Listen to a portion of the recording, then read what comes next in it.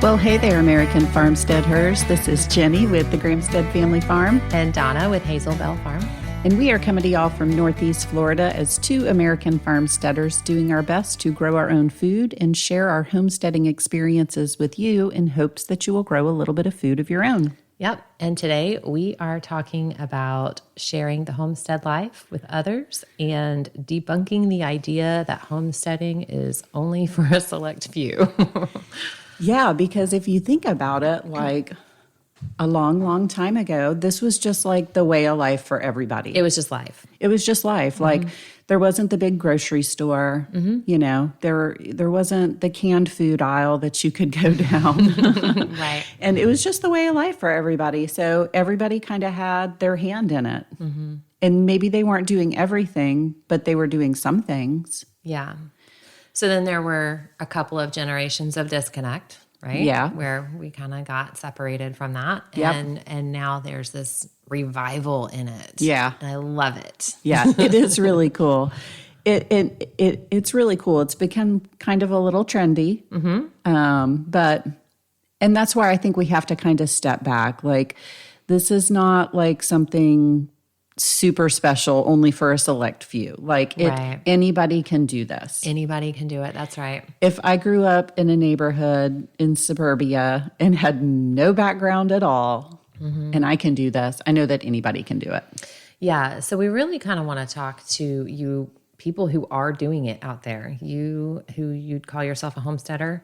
Yeah. But also the people who are longing for it, dreaming for it, just tiptoeing into it. But, you know, there is this mindset in the community already, in the homestead community, that this isn't for everybody. It's too hard for you. Or I'll say it like this. I actually came prepared with some notes. and I kind of had this thought of that's too blank for you. So fill in the blank. It's too hard for you? Or maybe you're catching it from the other side of like your family and friends who know you to be who you are, and that's not a homesteader. That's too weird for you. Mm-hmm. That's too different for you. That's too laborious for you. You know, it's too special from the homesteader side. And this is an ugly thing that I've seen. Yeah. Is it's too special for you. You can't handle it. You don't want it. You're not qualified. Yeah. Yeah. Exactly. So we kind of want to debunk that because it is just living life, and it is for everybody who wants it. Yeah. We're not saying everybody has to, but we should be encouraging to those who want it. Absolutely. Yeah.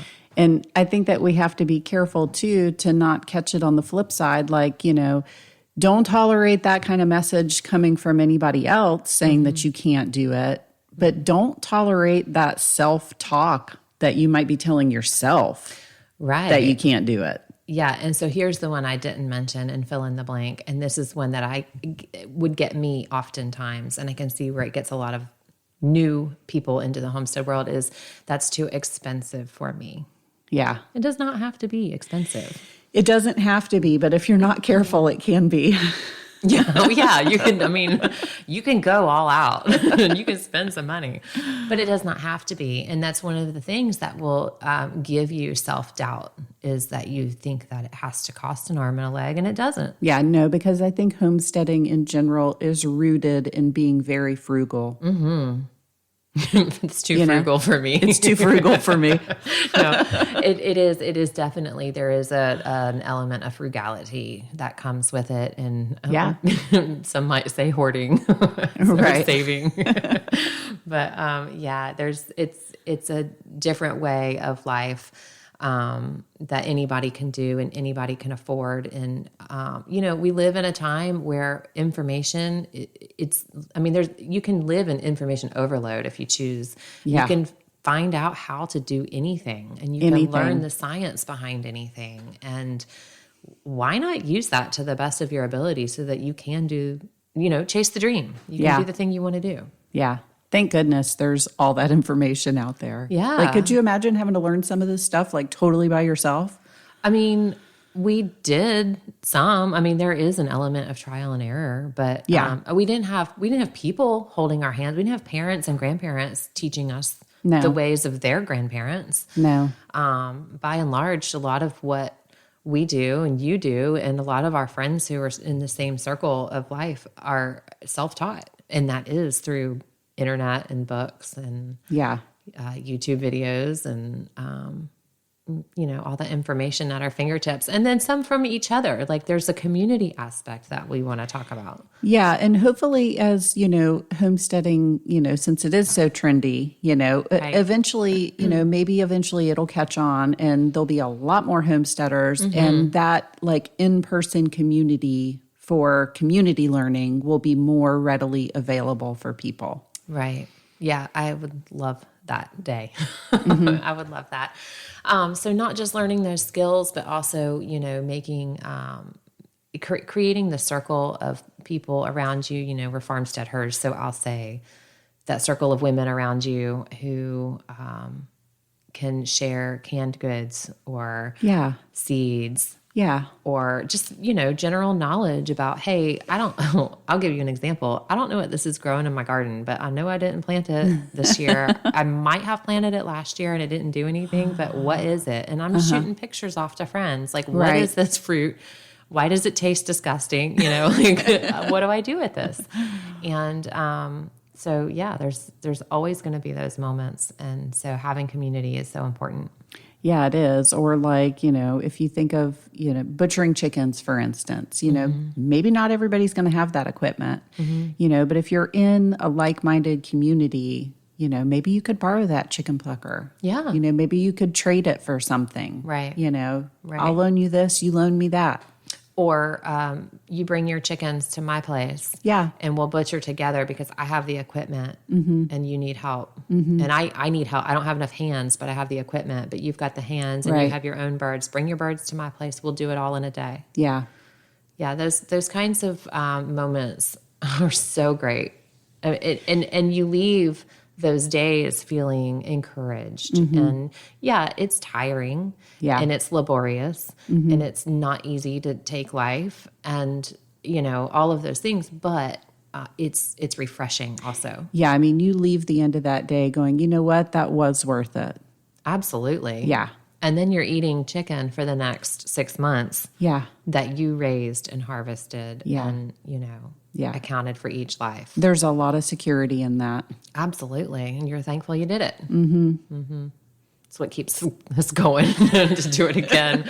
I'm getting ready to order meat birds, and it's kind of like... I know. I was thinking about that the other day too. And I was looking at maybe investing in a more substantial meat bird tractor.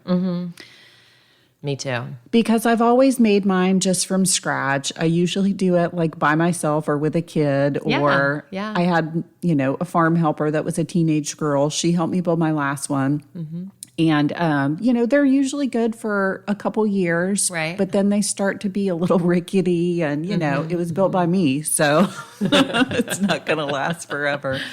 So yeah, I thought about that. I was actually shopping around online a little bit, looking at them, and you're going to buy one? Yeah, like I'm thinking about maybe buying one.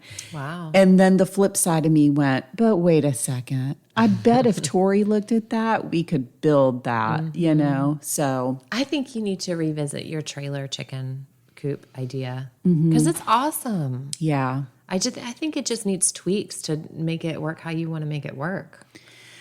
I really like to be able to move something by hand. I do not like moving meat birds with equipment because I will always run one of them over or two or three. And I know. So my tractors that I have used for the last couple of years are heavy. And with that wood frame bottom, they're not on wheels. One of them has wheels, but like it might as well not have wheels. They're useless in our sand. Yeah.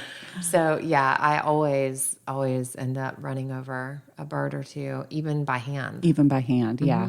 It's easy to do. Yeah. Until they figure out they better move. Yeah. So yeah, I'm with you on that. I don't like the heavy. I don't want to have to get a piece of machinery out there. I mean, not only that, but like we have stuff and like 4-wheelers and lawnmowers and whatever, and like stuff breaks. Yeah. And when it's down and I need to move that, I still need to move it. Yeah. Or You have to go through gates to get to your chicken tractors, and your cows are bum rushing the gate, right, you know, yes. because it's just you on the four-wheeler or side by side, and you're trying to do this by yourself. And lo and behold, you open that gate and all the cows are there. Yeah. Where are we going? Yeah, I know. They're so naughty. Or the sheep. And the sheep are fast. Yeah, so if you can get in and out of a gate without like a piece of equipment, it's much easier to do by yourself, Yeah. you know? Yeah. Well, we got off on a tangent there a little bit. That's We okay. digress, but that's okay. All that to say, like you can do a lot by yourself. Yeah. I mean, you know, yes, community is amazing, and I think that we need to plug into that more. Yeah. You and I are trying to do that. It's hard. It is. It's really hard, especially I feel like the personality type, generally speaking, Yeah. to stay at home and be the homesteader is the homebody. Yeah. The home-centric life. A little more okay with just being by yourself, you know? Yeah. But by yourself isn't necessarily always the way to go. Let me tell you where I'm at right now too with that. Like if I had somebody, if I had an emergency, there's one, maybe two people I could call to come milk cows. Yeah. And that's a big ask to ask somebody to come milk your cows twice a day because you had an emergency. Right. This came up a few years ago for me, and I only had one cow in milk, thank God. But yeah, she had to come and like let herself in my house and take care of my cow Right. twice a day. Right. Because that's not something that you can just ignore. Right. Yeah, community is super, super, super important for that. So not just being able to rely on somebody, but, you know, we've talked before about like just receiving the encouragement from friends when you feel like quitting. But also like on the flip side of that, to inject yourself into the community, to be the encourager and to be the helper and serve in that capacity. Yeah. Or to be the teacher. To be the teacher. Go be the teacher. When a friend asks you, hey, I'm interested in learning how to do this, and you have an inkling of how to do it, set aside the time Right. to help them. Or even if it's something that your farm is making and selling, and you have a friend that wants to learn how to do it. Right. Well, by golly, you put your sales aside and you teach your friend. Yes, exactly. Yeah. I think because the more people who are doing it, the better off we all are. Absolutely. You know, we saw like 2020 supply chain shortages, and that, you know, was extended through 21 and even 22. And now I don't know how much is supply chain shortage versus how much is like ingredient shortage. I don't know. It's so weird. It's still so hit or miss what kind of holes we see on the shelves and that, but, or what we can get and not get construction material. Like it's so weird, but, I forgot where I was going with that. It'll come back. It'll come back. It'll come back in a minute. But yeah, you know, like setting aside your own sales to say, okay, canning jars, for example. Yeah. Like last year, it was hard to find lids. Yes, that it worked, was.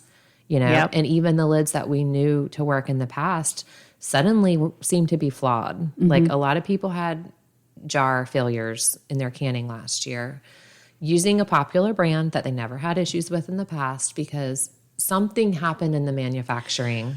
Well, I met somebody the other day that works in like an RV manufacturing facility, and they were telling us that anything that was made the year of COVID is just complete crap now because they didn't have the right materials. They were trying to make do with different things. Right.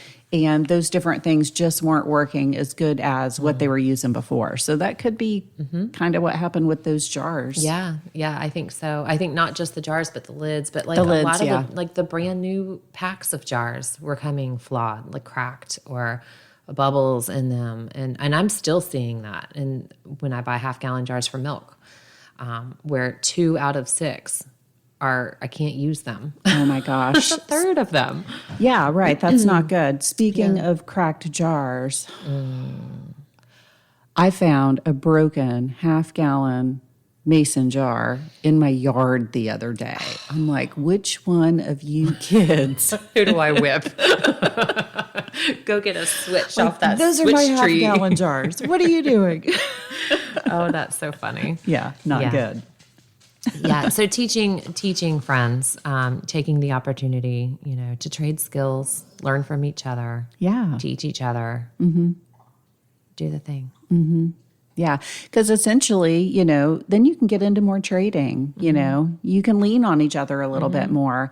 Yeah. Maybe you don't have to do all the things. You can do some of the things. Yeah. One or two of the things. And then you can trade some of the things with your friend that has the new skills. Mm-hmm. It's a win-win. Yeah, and if you are doing this and you are looking to teach people, I'm not saying we don't want to condemn like charging for classes. I mean, we do that. Hold a class, charge for your time and your knowledge and the product. Right. That's all well and good. I guess just do it. Right. Just have the willing heart. Yeah, and I think because even that, like when people come. And they're invested in it, right? Not just their time, but they will pay the $10 for the class or whatever. It lights a fire under them. It's, there's a fire of excitement of, oh, I can do this. You can do this. That happens every time we do a chicken butcher class. Yeah. By the end of the class, people are talking about, where do I buy these birds at? Yeah. Honey, let's go home and build this tractor. Yeah. Like, we can do this. We've seen the excitement. Yeah. I love it too. It is super cool. And it's like, yes, you're right. You can't do this. You can like, do this. This is how people lived. Normally, like when they called it life. Yeah. Right. It wasn't this just trendy movement. It was actual real life. Mm-hmm. And we have strayed so far from that. I hate that we have to say it's trendy because like I don't do trendy. I know. And I think most of us don't who are interested in this lifestyle. But it is trendy. There is a mass exodus out of the cities, people looking for land. Yeah. But what a great trend. Like, if you think of like all the other trends, all the other things that are trendy right now. Mm-hmm. Yeah. Where I mean, like we're not eating Tide Pods, but right. Homesteading's way cooler than eating Tide Pods. It is way cooler. Yeah, it's not like pop culture kind of trendy, but what a trend to be able to see people get back to, and just have that, like you said, that willingness to learn and teach and grow and do, and not for self. Mm-hmm. Yeah, not for any self glorification. I think that's the pompous side that there's some of it that I think has bothered me so badly, especially since 2020, because 2020 came and there was this sense of, from people who were doing things like making soap and canning and that, and, they weren't able to get their supplies. Yeah. Right. And so they kind of like blasted everybody else who was suddenly interested in food security. Right. Like, yes. Yes. Yes. They are interested in it. Yes. They are buying the things. Yes. This is good. Yes. This is actually a good thing. Yes. Let's encourage it instead of it's not for them. I've been doing it. Right. I've been doing this. I'm special. Yeah. No, you're not. Those are my supplies. Yeah. No, they're not. No. At all. There's nobody is better than anybody else on this earth. No. And there's no reason that we can't share, like to share the knowledge, spread the knowledge. Yeah. So no, it's not too hard for you. It's not too special for you. It's not too weird for you. Pick the thing that you want to learn about and go do it. Yeah. And if you are a homesteader, pick the thing that you are good at and be willing to teach it. Yeah. Hold a friend's hand or hold a class or whatever you can do to spread the knowledge. Yeah, absolutely. And serve. Yeah. So that's where my heart is right now, where I've been. We talked a little bit before we started recording. And this is when stuff hits me. We're like, oh, these are the ideas. These are the things I need to be doing. These are the ideas I have for our farm. These are, this is like when the creative ball starts rolling is when I give myself dead space in my head. Yeah. And that is not filling it with podcasts As much as we want y'all to listen to podcasts. Yeah, the irony's not lost on me. I get it. Like, I know. No, I know exactly what you mean. I mean, you put on that YouTube video to listen to so-and-so talk about what they're planting in their garden. And while you're pulling weeds in your garden. Right. Yeah. And that's good and all, but those are often the times where you're going to have a revelation about something. Yeah. And you're probably not going to hear it if your ears are full of other people talking. Right. That's exactly what I mean. Yeah. Exactly. Yeah. So I have had quiet, and it's been so good for me because I have been able to see the good in my hectic, busy lifestyle right now. Right.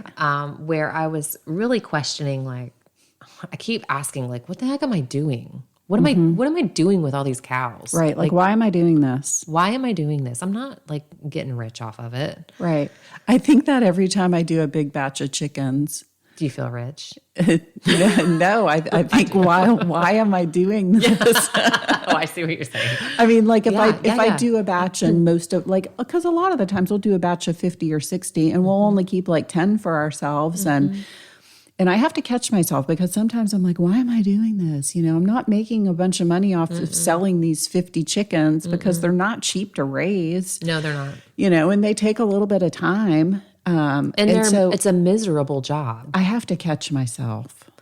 Because Jenny, here's what came to me in my quiet space over this last week. And I'll ask you the same. Like, but if you didn't, where would those people get pastured chicken? Right. Right. I mean, because there are people who want it and they just are not in a position to be able to do it. Right. For whatever reason. Right. Like, I can't judge that. But they want the superb product. And you can't get it at the store. Yeah, you can't get it at the store. And honestly, in the town that I live in, I don't really know anybody who's doing meat chickens. You're the closest one. Yeah. And okay, so there's a good example too that I'll bring up. So like, where would the people get pastured chicken? Right. And eggs, raw milk. Right. The cheese that we're like, it takes me forever to make cheese for sale. Yeah. And like, there's times when my family doesn't have cheese because I've sold all the cheese as a like a value added product, Right. Like, you didn't save any for us. What are we doing? Right. What are we doing? Yeah. I'll tell you what we're doing. We're serving our community with what we can do. Yeah. And we're encouraging them and lighting a fire. Do you know how many people? Okay, I'll ask you. Do you know how many people I sell milk to right now? How many? 27 families a really? week on a weekly basis. That is not including weeks like right now that I have an influx of milk. So I sent out a mass email and said, hey, we have extra milk. I can't add you in my weekly because I don't know how long it's going to last, but we have it extra. right now if you're interested. Yeah. And so like that's another, 7 families. Nice. So where would they get their raw milk? Right. And their cheese, yeah. right? I don't know. I've had a lot of people ask me lately about produce. Yeah. Oh, yeah, me too. Yeah. We really got to lock that down. I know. There's a missed opportunity. There is a missed opportunity there. And right. that's what got me thinking about the high tunnel. Like, maybe I should just scrap my whole garden and build like a super ventilated high tunnel and grow everything in raised beds vertically and sell produce. That's a dream. And I'm like, okay, I could probably do that with about, I don't know, $5,000 to $6,000. Yeah. Yeah. It wouldn't be a cheap venture. No, it wouldn't be a cheap venture. But it would be a way that we could serve the community because there's a need for that out there. I mean, I have people ask me all the time. I do too. When are you going to have? What do you have for fill in the blank? produce? Yeah. I'm like, I only just have extra if I'm growing something and there's extra and I'm tired of putting it up. And my extra really goes like to family if I have it. Yeah. But all that to say, like those 27 families who are buying every single week from me, there's a handful of them who are excited about raw milk at their own homes. Yeah. And this is their step into it. Like, let's start buying. And this is what I always tell people, like before you go buy a milk cow. Okay, Donna. You need to know if you like the milk, you need to know if your family can tolerate it. Like, are you talking to me? I'm how many times are we talking to ourselves? No, but like there's been some encouragement inflicted upon them that I Right. didn't even intend. Right. You know, like they're excited to go home. Yeah. And they're raising their own little Yeah. heifers up Yeah.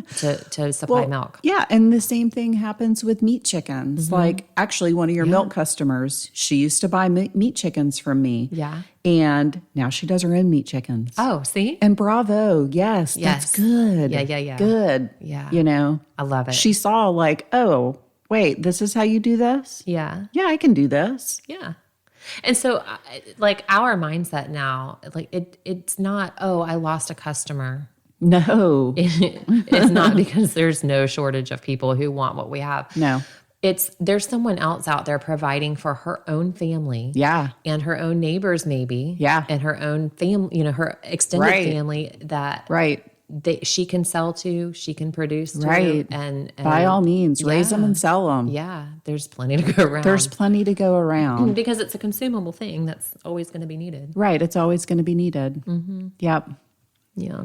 It's like hair. Like hairdressers, they're one of the few occupations that survive the Great Depression because hair doesn't stop growing. Oh, that's interesting. People still are going to need their hair cut, Yeah. especially guys. Even like that's not something that like AI can ever take over. Right. Like even in the medical field where, you know, you're seeing mean, more the- telemed and you're going to end Right. up like getting, I don't know, like Right. some kind of AI diagnosis. Like, there is the Flowbee. well, I mean, that kind of like came and went, right? They still use it on the base, don't they? I don't they know. Use the Flowbee on base. I think I remember my brother saying at the exchange they use a Flowbee. Oh, gosh. Isn't that hilarious? That's terrible. It's terrible. Maybe it's not actually a Flowbee, but you know. Anyways, we just wanted to encourage you guys out there who are doing this to keep doing it and shine a light. Like be Yes. the light. Encourage other people to do it. Yeah. And if you're one who wants to do it, don't be afraid to ask. Yeah. Ask for help. Yeah. And if you're telling yourself that you can't do it, quit telling yourself that. Yeah. There's nothing that can't be done. Yeah. That what we do on a shoestring, like you said, we have built chicken tractors out of spare parts. Right. We're building mineral feeders out of found Right. parts. Eric's always picking up something from a job site or side of the road or Yeah. I mean, it's not always all usable and we get rid of it, but you never know. Well, and you don't necessarily have to be doing those big things to be, you know, involved in the whole homesteading movement. You know, you can start in the kitchen. Like, okay, so you don't have a yard. Maybe you want to learn how to bake bread from scratch. Yeah. Yeah. Learn to can. Learn to can. You can buy the stuff and bring it home and can it. Right. So a lot know, of you my can people learn a buy skill. milk so that they can go home and they make the things with the milk. They make their yogurt and they make their butter. And, Right. So they're buying the product, Right. getting excited about a homestead one day, and they're Yeah. learning how to use it. Yeah. Getting prepared until the time comes. Yep. That's pretty much it. Pretty much. Okay. Yeah, so we hope y'all leave feeling encouraged, and hopefully we'll be back next week with some more homesteading encouragement. Yep. Until then, bye. Bye.